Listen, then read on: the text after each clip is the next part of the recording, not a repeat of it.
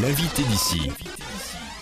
Notre invité sur l'antenne de DC TV, Gérard Fromm, bonjour. Bonjour. Maire de Briançon, conseiller départemental, leader de l'opposition, on peut le dire, au conseil départemental des Hautes-Alpes. Merci de prendre un petit peu de temps. On le sait, il s'en passe des choses à Briançon, et notamment une mutation. Le Briançon d'aujourd'hui ne sera pas le Briançon de demain, et encore moins celui d'après-demain. Oui. Sur quel plan?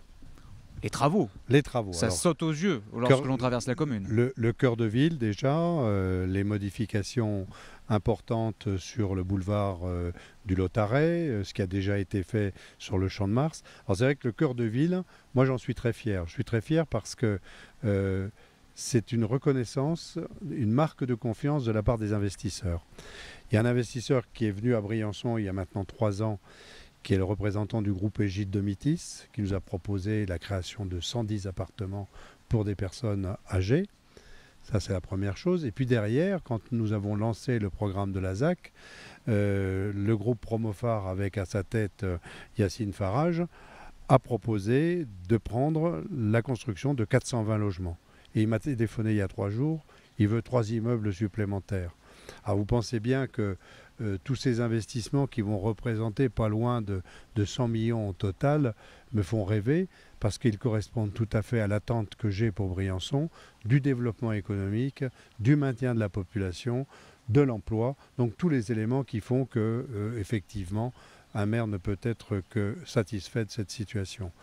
Et puis dans le cadre du désenclavement, mais à plus long terme, dernièrement, je me suis rendu avec Joël Giraud à Turin pour rencontrer le directeur de la personne qui s'occupe de la percée du tunnel sous le Mont-Cenis. Et là, nous avons défendu ensemble le principe demain de gérer à partir de Suse des navettes qui iront à Oulx et à Bardonecchia, de manière à ce que le fait que demain on pourra joindre Paris-Suse en moins de 3 heures, Londres-Suse en moins de 5 heures, si on n'a pas cette navette qui est mise en place dès le départ, qui n'est pas conçue dès le départ, on aura raté quelque chose. Alors c'est 2029, mais 2029 c'est demain, et on travaille pour demain. C'est en bonne voie, ces navettes? Écoutez, on est en pleine discussion.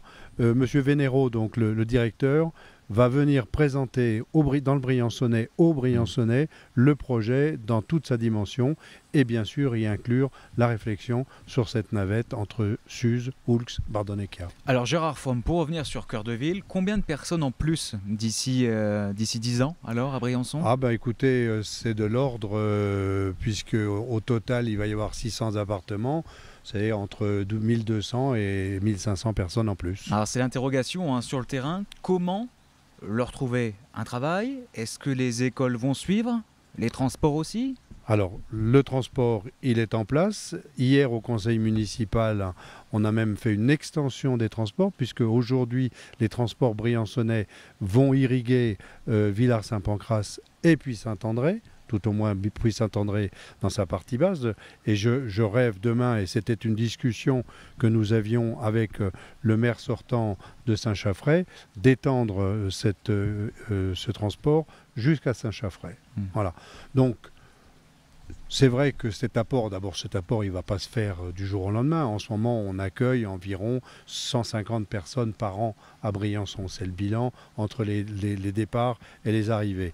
Je pense surtout que la dynamique qui est en train de se mettre en place, le rôle que va jouer Briançon et le Briançonnais dans l'avenir proche, comme je le disais encore au directeur du tunnel sous le Mont-Cenis, c'est que Briançon va devenir une zone de refuge. Avec l'augmentation des problèmes climatiques que l'on connaît, on est dans une zone qui a une chance exceptionnelle. On n'est pas loin de Turin, et on va devenir une zone de respiration pour ces grandes métropoles que sont Turin, Marseille et Milan. Donc je pense qu'on a un grand avenir devant nous. Le travail ? On arrivera à trouver du travail pour ces personnes? On en trouvera dans les services. Aujourd'hui, avec Altipolis, on est en train de mettre en place un certain nombre de structures. Ça ne va pas employer des milliers de personnes, mais il y aura tous les services. Par exemple, Égide Domitis, c'est 25 à 30 personnes pour les services à l'intérieur de la structure. Donc progressivement, tout ceci va générer. Je veux dire, c'est l'œuf qui fait la poule dans cette affaire-là. Il y a l'œuf, il y a la poule derrière, et puis il y aura les petits poussins demain. Et Gérard Fromm, on vous a eu régulièrement cette année sur notre antenne depuis janvier, en raison des faits divers qui se sont produits à Briançon, et notamment une série de dégradations. Alors, c'est pas bien méchant, mais plus d'une fois, vous avez tapé du poing sur la table, et ça a recommencé ces dernières semaines. C'est très énervant. C'est très énervant de constater qu'il y a des gens qui pénètrent dans des espaces publics simplement pour détruire, simplement pour casser, simplement pour montrer qu'ils existent, mais ils ne le font pas à visage découvert malheureusement. Et donc effectivement, 2 à 3 fois par semaine, on a des dégradations dans un certain nombre.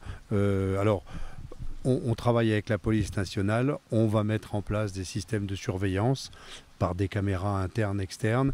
Il faut absolument, effectivement, qu'on puisse faire cesser ces choses-là. On a déjà eu par le passé des actions qui ont été résolues par la présence des caméras. On avait un pyromane il y a 2 ou 3 ans qui n'a été découvert que grâce effectivement à des caméras qui avaient été installées par la police nationale. Je crois qu'il faut passer par là. C'est dommage, mais il n'y a pas d'autre solution. L'actualité Gérard Fromm, c'est aussi ce communiqué. Il date de quelques heures. Communiqué de l'UPE 05 qui demande la baisse du taux de la taxe transport de 50%. Vous leur aviez dit que je passais aujourd'hui? Pas du tout. Et hier, nous recevions d'ailleurs M. Brutinel, qui est le président de l'UPE 05, comme quoi le calendrier fait bien les choses. Oui. Qu'est-ce que vous en pensez? Vous connaissez ce sujet, hein? Non seulement je le connais, mais je l'ai déjà évoqué avec eux. Je l'ai évoqué avec M. Badinier et M. Héritier, et je l'ai évoqué avec M. Badinier et M. Brutinel. Ils connaissent ma réponse, c'est non. Je veux dire, on ne peut pas nous demander, d'une part, d'améliorer la qualité de la circulation, d'améliorer la fluidité de la circulation dans le Briançonnais, et puis ne pas mettre en place tout ce qu'il faut. Il faut que tout le monde y participe, et les entreprises doivent y participer. Moi, je mets tout en place en tant que maire avec mon équipe pour que l'économie se développe. Qui profite des résultats d'une économie florissante?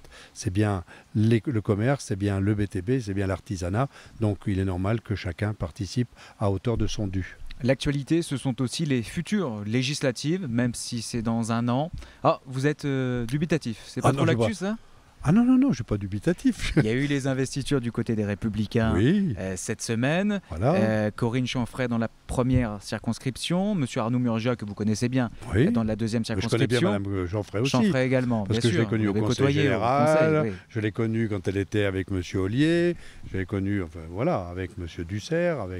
Quel regard vous portez sur ces décisions? Je veux dire, c'est leur choix.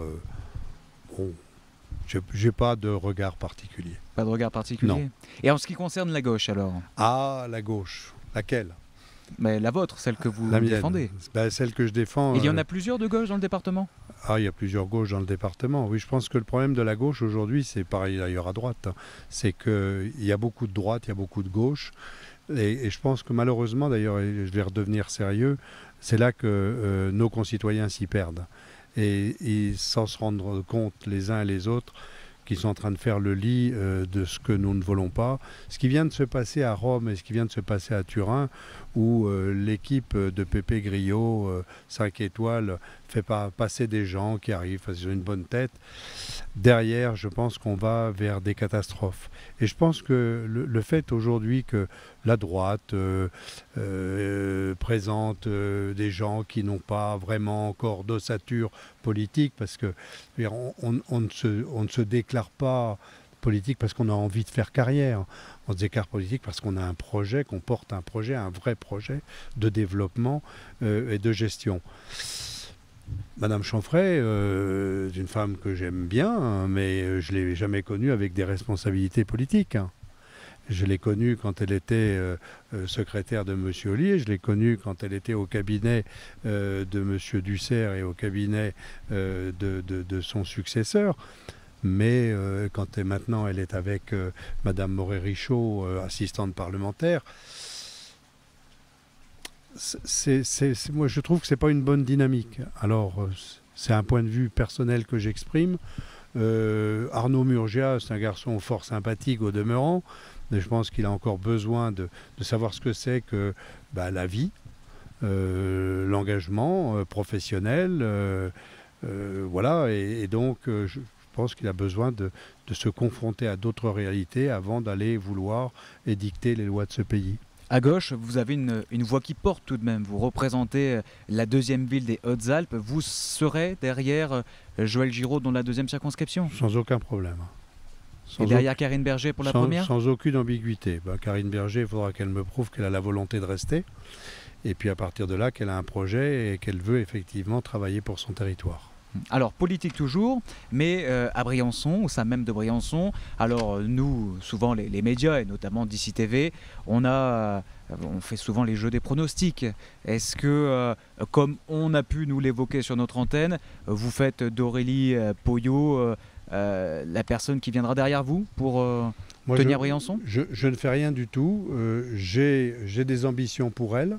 Maintenant, à elle de répondre à ses ambitions à elle. Et éventuellement aux miennes.